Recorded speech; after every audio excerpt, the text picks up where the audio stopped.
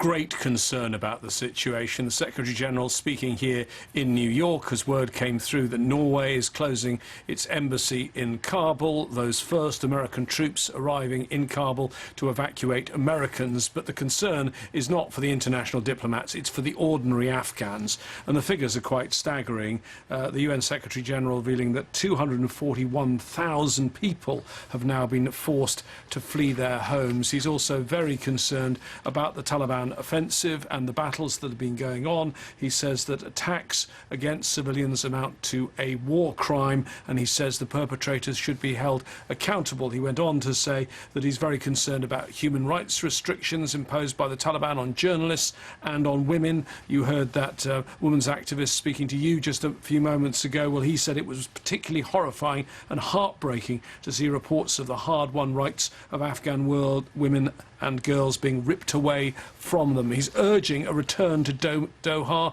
and those talks that have been taking place there. Certainly there appear to be some diplomatic moves taking place in the last hour or so. We hear that Ismail Khan, who is the commander in the west, in Herat, who was battling the Taliban, then surrendered to the Taliban. We hear now he's on a plane, the Taliban letting him leave Herat, fly back to Kabul, and we believe he has a message from the Taliban to those in Kabul, a message directed to the Jamiat Islami Party, that's the better known but as most of those who fought the so-called Northern Alliance. And I think the Taliban want to peel those members away from the others in the Kabul government to try and come up with some sort of transitional government.